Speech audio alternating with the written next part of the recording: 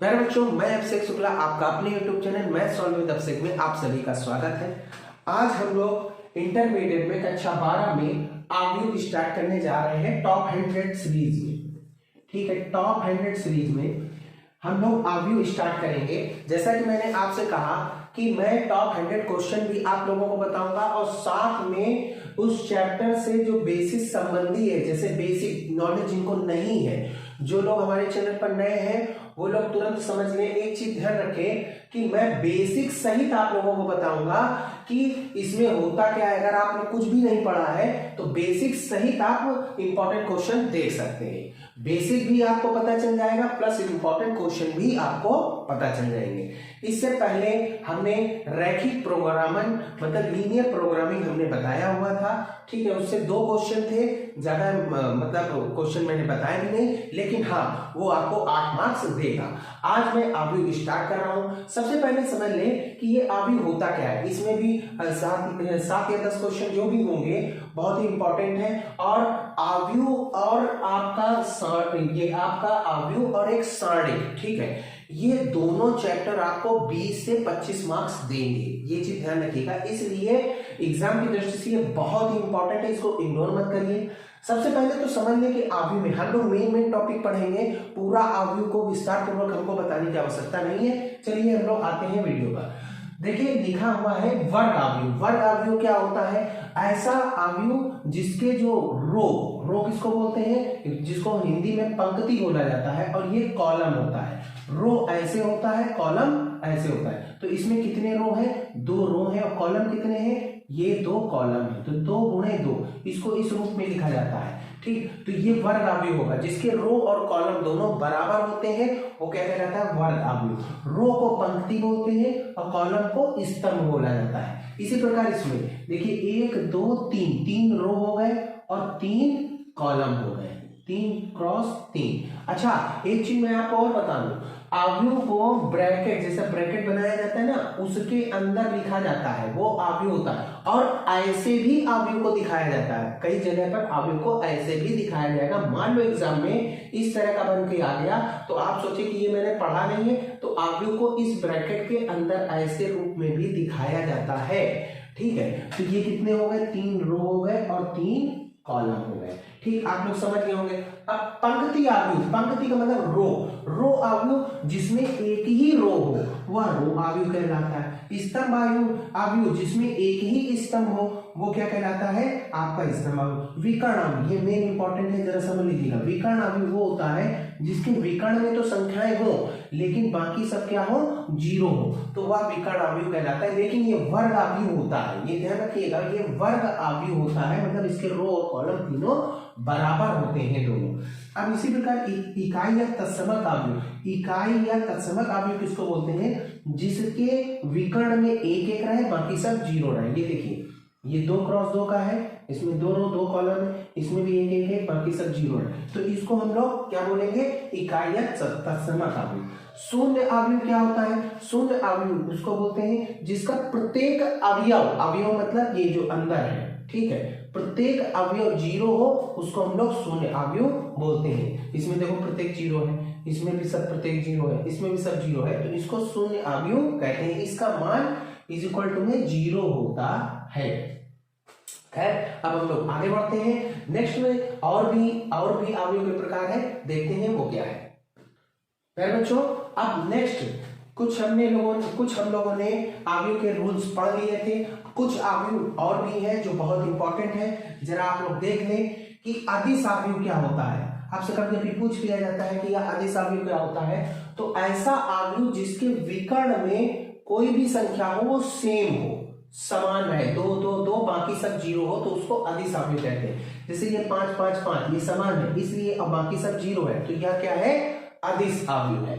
ठीक है, अब हम लोग देखेंगे परिवर्त आव्यूह क्या होता है। परिवर्त आव्यूह का मतलब होता है, परिवर्त को इंग्लिश में ट्रांसपोज भी कहते हैं। इसलिए जैसे a की वैल्यू सपोज दैट ये लिखी है रो को कॉलम में कन्वर्ट कर दो, उसी को बोला जाता है परिवर्त अवयव। इसको ए सफिक्स में टी या ए डैश से डिनोटेड किया जाता है। जैसे कि यहाँ पर देखो 2 5 7, ये रो में 2 5 7 है, इसको हमने कॉलम में लिख दिया। 3 2 8, ये रो में 3 2 8, इसको हमने कॉलम में लिख दिया। 2 6 9, इसको हमने कॉलम, इन रो को हमने कॉलम के रूप में लिख दिया, तो वो क्या कहलाता है, ट्रांसपोज अवयव, मतलब उसको हम लोग क्या बोलते हैं, परिवर्त अवयव हिंदी में बोला जाता है। अब यहां पर तक तो आप समझ गए। अब ये बहुत ही इंपॉर्टेंट, एक तो परिवर्त अवयव, ये भी बहुत इंपॉर्टेंट टॉपिक है। एक सम्मित अवयव, ये सम्मित अवयव क्या होता है, सम्मित अवयव होता है कि अगर ए की वैल्यू सपोज दैट कोई दे रखी है, अगर हम लोग ए डैश निकालेंगे, इसका क्या निकालेंगे, ए डैश। ए डैश का मतलब होता है परिवर्त अवयव, रो को कॉलम में बदल दो। अगर रो को कॉलम में बदलने पर सेम वही वैल्यू आ जाती है जो ए की है, तो उसको बोलेंगे वह सम्मित अवयव है। जरा हम लोग निकाल करके देखते हैं ए डैश, इसका ए डैश निकालेंगे। ए डैश निकालने का मतलब हो गया रो को कॉलम में कन्वर्ट कर दो, तो ये 2 है, ये 1 है, ये माइनस का 5 है, ये 1 है, ये 3 है और ये 0 है, ये -5 है, ये 0 है और ये -4 है। ठीक है, ये आप समझ गए। तो हमने रो को किस में कन्वर्ट कर दिया, कॉलम में। अब आप देखिए इन दोनों में कोई अंतर नहीं है, जो यही लिखा है बदलने के बाद भी वही रूप आ गया, तो इसलिए ये किसके इक्वल हो गया, ए के। इसका मतलब यह सम्मित अवयव है। अगर रो को कॉलम में बदलने पर अगर वही सेम आ जाता है जो पहले ही था, तो उसको हम लोग सम्मित अवयव कहते हैं। अब खैर आगे आते हैं विषम सम्मित अवयव। यह विषम सम्मित अवयव क्या होता है, विषम सम्मित अवयव में a equal to suppose that कोई चीज लिखी हुई है। अब इसमें अगर हम लोग a डैश निकालेंगे, अगर a डैश का मान एक बार यहां करके दिखा देते हैं, a डैश का मतलब होता है रो को कॉलम में कन्वर्ट कर दो। तो अगर हम इसको कॉलम में कन्वर्ट करेंगे 0 2 -1 -2 0 3 और 1 -3 और 0। देखिए मैंने क्या किया, रो को कॉलम में हूबहू वैसे कन्वर्ट कर दिया। आप देखें कि इसमें क्या ये दोनों सेम है, नहीं, जहां यहां प्लस है तो देखो ये माइनस आ रहा है, संख्या में तो सेम है लेकिन चिन्ह में बदलाव रहेगा। अब एक काम करते हैं, इसमें से माइनस कॉमन ले लेते हैं। माइनस कॉमन लेने का मतलब प्रत्येक अवयव, अवयव का मतलब ये जो पार्ट है इनको अवयव बोला जाता है। प्रत्येक अवयव 1 2 3 4 5 6 7 8 9 अवयव है, प्रत्येक अवयव के साइन चेंज हो जाएंगे, चिन्ह चेंज हो जाएंगे। 0 का तो कोई मतलब नहीं है, माइनस यहां से कॉमन ले लेंगे, प्लस का हो जाएगा, प्लस का ये माइनस का हो गया, ये प्लस का 2 है, ये माइनस का 2 हो गया, ये 0 है, 0 रहेगा, माइनस का 3, ये प्लस का 3, ये माइनस का 1, ये प्लस का 1, ये 3, ये माइनस का 3 और ये 0, तो ये 0 हो गया। अब आप देखिए, अब ये दोनों सेम है, अब ये और ये आपका क्या हो गया, सेम हो गया। तो मतलब a डैश की वैल्यू -a के इक्वल आ रही है। अगर a डैश की वैल्यू -a के बराबर आ जाए तो उसको बोलते हैं विषम सम्मित अवयव। अब नेक्स्ट, ये चीज तो आप लोग समझ गए होंगे। अब नेक्स्ट में आते हैं संक्रियाएं। अब हम लोग ये सीखेंगे कि आखिर हमको इसमें करना क्या होता है और किस तरह के हैं। कुछ अवयव और भी बाकी है, वो भी मैं अभी बताता हूं। बच्चों अब देखिए नेक्स्ट कह रहा है कि ये प्रमेय दे रखी, ये बहुत ही ज्यादा इंपॉर्टेंट है और एग्जाम में 100% आएगा ही आएगा इससे संबंधित प्रश्न, तो इसको जरूर से जरूर देखें। इसमें लिखा है प्रत्येक वर्ग अवयव को एक सम्मित अवयव और एक विषम सम्मित अवयव के योग के रूप में व्यक्त किया जा सकता है।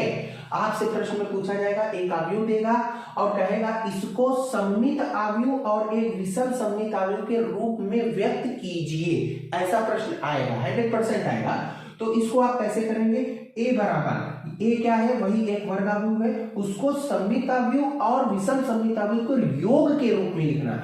सम्मित अवयव को हमने p मान लिया है, विषम सम्मित अवयव को क्या मान लिया है, q मान लिया है। जहां p का मान क्या होता है, सम्मित अवयव p का मान होता है a plus a dash. a dash का मतलब आप जानते हैं परिवर्त अवयव, a और उसी का परिवर्त अवयव को योग और 1/2 से क्या करा देंगे, गुणा करा देंगे, ठीक है, तो वो p का मान होता है। उसी प्रकार q का मान होता है a में से a माइनस क्या कर देंगे, a का जो डैश है परिवर्त अवयव उसको घटा देंगे और 1/2 से गुणा करा देंगे अथवा 2 से भाग करा देंगे प्रत्येक अवयव में, ठीक है। और जो p और q की जो वैल्यू हमको प्राप्त होगी उसको बस यहाँ पर पुट कर देना है और हमारा आंसर तैयार है। ये आपका लॉन्ग में 5 मार्क्स का आता है और बहुत ही सिंपल होता है। अभी मैं इस तरह के क्वेश्चन करवाऊंगा।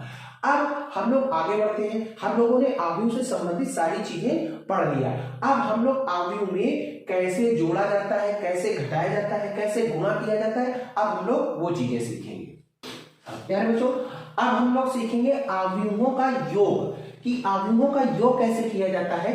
मान लो दो आव्यूह आपको दे रखे हैं, इनको आपको जोड़ना है, तो पहले वाले अवयव को पहले वाले अवयव से जोड़ना है। 2 + 3 हो जाएगा 5, 3 + 6 हो जाएगा 9, 4 + 9 हो जाएगा 13, और ये 5 - 2 मतलब 5 में से 2 गया, आपका आ गया 3, बस ये जुड़ गया। अब चलो इसको जोड़ते हैं। ये 2 + 3 नहीं, इसको जोड़ा नहीं जा सकता है, क्योंकि इसका ये रो और कॉलम आप देख लीजिए सेम ऐसा ही होना चाहिए। जितने रो है इसका क्रम है, इसका क्रम क्या है, रो कितने हैं, 3 रो है, कॉलम कितने हैं, 1 2 कॉलम है, ठीक है। और इसका क्रम है 2 रो है और 3 कॉलम है। क्रम इसका अलग अलग है, जो इसका क्रम है वही इसका क्रम होना चाहिए। इसमें भी 3 गुणे 2 होता तो इसका मतलब जोड़ा या घटाया जा सकता है, इसका मतलब इसको जोड़ा नहीं जा सकता है। समझ गए ना, इसको जोड़ना असंभव है, ध्यान से समझ लीजिएगा।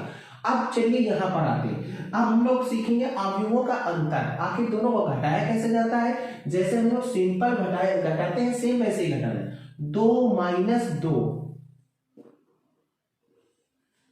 4 माइनस, अब चूंकि माइनस माइनस से प्लस हो जाएगा तो ये हो जाएगा 4 + 4, 3 माइनस माइनस से प्लस हो गया तो 3 + 3, अब ये 9 - 8, 9 - 8। अब बस इसको हल कर दोगे, 2 में से 2 गया 0 आ गया, और ये 3 3 6 हो गया, 4 4 8 हो गया, 9 में से 8 गया 1 आ गया। बस यही हमारा आंसर आ जाएगा। इसको भी घटाया नहीं जा सकता है, क्यों, क्योंकि इसका क्रम अलग है और इसका क्रम अलग है। सेम क्रम होगा तभी इसको जोड़ा अथवा घटाया जा सकता है। अब हम लोग सीखेंगे अवयवों का गुणनफल।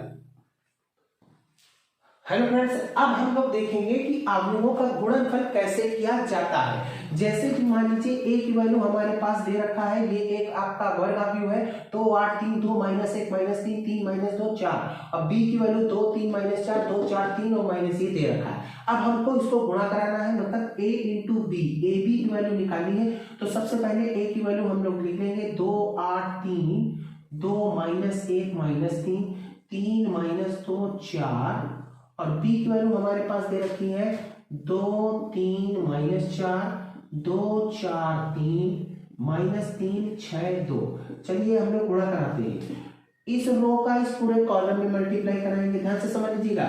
इस रो का इस पूरे कॉलम में प्रत्येक अवयव का 2 का 2 में गुणा होगा 4 हो जाएगा, 8 का 2 में होगा 8 दूनी 16 प्लस लगा करके 16 लेंगे, 3 का -3 में होगा -9। अब एक कंप्लीट हो गया, एक पूरा पार्ट कंप्लीट हो गया। अब इसका इसमें कराएंगे, ठीक है, 2 का 3 में कराएंगे 2 तिहाई, क्योंकि अब सेकंड में करा रहे हैं तो यहाँ पर इस तरफ दाईं तरफ ही लिखेंगे, 2 का 3 में कराओ 2 थे। अभी आपने पहले का पहले वाले में कराया, अब इसका दूसरे वाले में कराए, 2 तिहाई 6 8 चौको 32 3 छंग 18, ठीक है। इसका भी भाग कंप्लीट हो गया। अभी इसका इसमें बाकी है, अब इसका इसमें बाकी है तो अब इसके आगे लिखेंगे 2 का -4 में होगा -8 8 3 24 3 का 2 में होगा +6 आ जाएगा।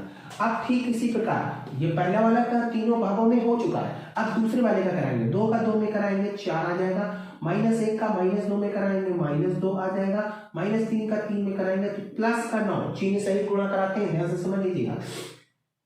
अब इसका इसमें कराएंगे 2 तिहाई 6 हो गया, -1 का 4 में कराएंगे -4 हो गया, -3 का 6 में कराएंगे -18 हो गया, ठीक है।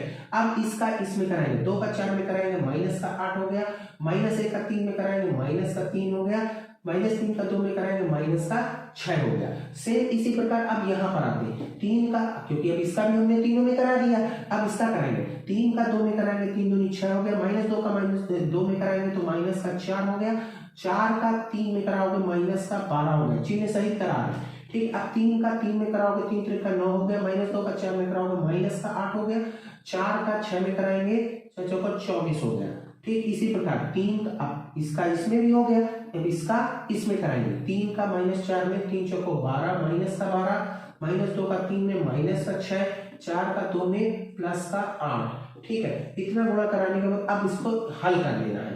16 4 20 20 में से 9 गया, हमारा आ गया 11।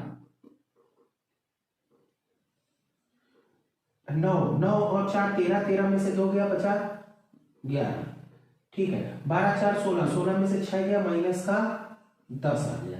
ठीक, अब इसी प्रकार इसमें कर लेंगे। ठीक है, 32 और 18 50, 50 6 हो गया 56, 18 4 22, माइनस 22 और प्लस 6 हो गया, तो आपका आ जाएगा माइनस 22 में से 6 चला जाएगा, 16 बचेगा माइनस का।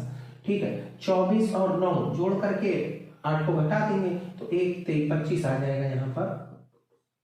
अब इसी प्रकार यहाँ पर 24 और 6 30, 30 में से 8 गया और आपका आ जाएगा 22, ये तीनों माइनस में जुड़ जाएंगे, 6 3 9, 8 और 16 17 हो गया, माइनस का 17। ठीक, 12 6 18, 18 में से 8 गया, माइनस का 10। ये हमारा गुणा करने का तरीका, और गुणा हम लोग ऐसे कराएंगे। इसका एक दो बार आपको अभ्यास करना होगा, क्योंकि एक बार में ही केवल देखने से नहीं आएगा, आपको अभ्यास करना पड़ेगा। समझ गए गुणा कैसे कराना है? इसमें छोटी सी भी मिस्टेक अगर हो गई तो हमारा पूरा सवाल गलत हो जाता है, ये चीज ध्यान रखिएगा। इसमें आप बिल्कुल जल्दबाजी मत करिएगा, इसमें प्रैक्टिस की जरूरत है। आप इस प्रश्न की इस मतलब मल्टीप्लाई की 4 से 5 बार प्रैक्टिस कर लेंगे, तब आपकी गलतियां नहीं होंगी, वरना गलतियां जरूर से जरूर होंगी। ठीक है, अब हम लोग गुणनफल भी समझ गए, अवयव का गुणनफल कैसे किया जाता है। और हाँ, एक चीज और हम आप लोगों को बता दें कि जैसे कि सपोज दैट ए की वैल्यू आपके पास, हम लोग पहले चेक कर लेंगे कि क्या गुणा किया जा सकता है कि नहीं किया जा सकता है। कभी कभी मान लो ए की वैल्यू तुम्हारे पास ये 2 3 4 5 6 8 दिया है, ठीक है, और बी की वैल्यू हमारे पास दे रखी है 3 4 5 2 8 7। क्या इन दोनों का गुणा किया जा सकता है? पहले चेक कर लेंगे। इसमें रो कितने हैं, पहले इसका क्रम लिख देंगे। 3 रो है और कॉलम कितने हैं, 2 कॉलम है। इसमें कितने रो है, 1 2, 2 रो है, कॉलम कितना है, 1 2 3। आप ध्यान से समझना, ये ऐसे ब्रैकेट बना लो। अगर इसका कॉलम और इसका रो सेम है तो इसका मतलब गुणा किया जा सकता है। अगर सेम नहीं होगा तो फिर गुणा करना भी असंभव है। ध्यान से समझ लीजिएगा। अब इसी प्रकार अगर हम कहें ए का बी में गुणा किया जा सकता है तो आप कहेंगे हाँ किया जा सकता है। क्यों? क्योंकि इसका कॉलम और इसका रो सेम है। अब अगर हम बी का ए में, आपसे कहें ए का बी में गुणा संभव है तो आप कहेंगे संभव है। अब जरा बी का ए में गुणा कराते हैं, बी पहले रखेंगे ए बाद में रखेंगे, पहले बी वाले को। तो अगर हम लोग बी वाले को पहले रखेंगे तो बी का क्रम है 2 क्रॉस 3 और ए का क्रम है 3 क्रॉस 2। कॉमन आ रहा है, इसका मतलब इसका भी गुणा किया जा सकता है।